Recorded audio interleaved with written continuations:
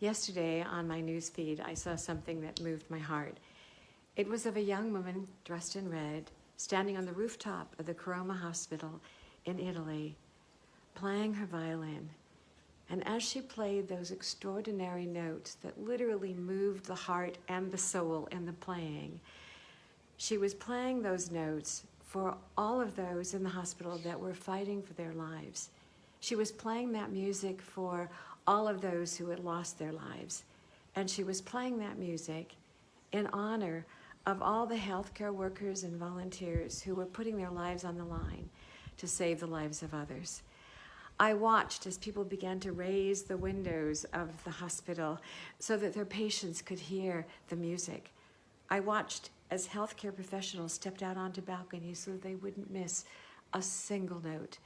And I watched as people below on the street began to aim their cameras upward, turning on their videos so that they could not only capture that beautiful music, but that they could also experience it while they were doing that in the moment.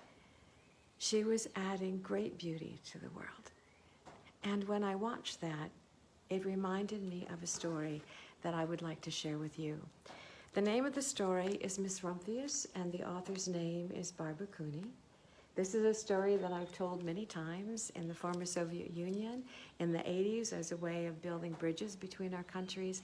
I tell it in my Story by Design and Leading Through Story leadership development workshops.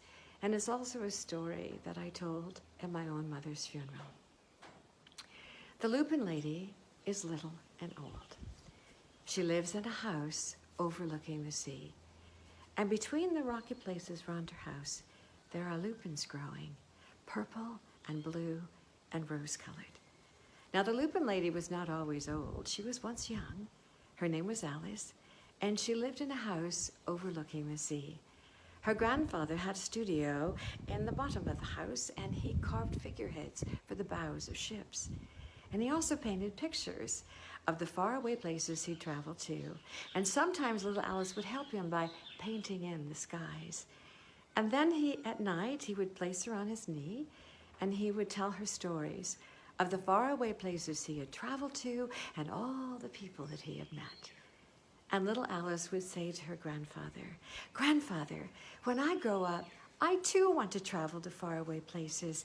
And when I get old, I too want to live in a house overlooking the sea." And her grandfather said to her, "Alice, that's all very fine and well, but here's the third thing you must do." And she said, "What's that?" He said, "You must do something to make the world more beautiful." And she said, "Okay," but she couldn't imagine what that would be. And so she grew up, and she moved to a city far away from the salty sea air. She went to work in a library. People called her Miss Rumphius now. And she dusted off the books, and she helped people find the books that they were looking for, and many of them were books about faraway places. And then on other days, she went to the conservatory in the middle of the park, and she stepped inside, and she smelled the jasmine in the air, and she said, "This makes me feel like I'm on a tropical isle." Well, almost, but not quite. And so Miss Rumphius went to a tropical isle. She went to a place where people kept cockadoos and monkeys as pets. And she walked along the shores and picked up shells and put them in her pockets. And then one day, the chief of the village invited her home to meet his family. And he fetched her a coconut and gave her coconut water to drink. And when it came time for her to leave, he gave her a beautiful mother-of-pearl shell, and on it he had painted a bird of paradise and the words, "You will always remain in my heart." And Miss Rumphius said, "And you will always remain in mine." And after that, Miss Rumphius traveled to places where the mountains were so tall, the snow never melted. She went to places where the kangaroos jumped and the lions prowled. And everywhere she went, she met people that she would never, ever forget. And then finally, after many years, she went to the land of the lotus eaters. And one day, as she was climbing down from her camel, she hurt her back. And she said, That was a foolish thing to do. I guess it's time for me to find that house overlooking the sea. Well, it was, and she did. She built herself a house overlooking the sea, and then between the rocky places around her house, she planted flower seeds. And then she would sit on the steps of her house, and she would look out, and she would see the sun rise in the morning, sail across the heavens, and then set in all of its glory in the evening. And Miss Rumphius was almost, but not quite, perfectly happy. She realized that there was one more thing she had to do. She had to do something to make the world more beautiful. But when Miss Rumphius looked out at the world, well, it looked quite beautiful already.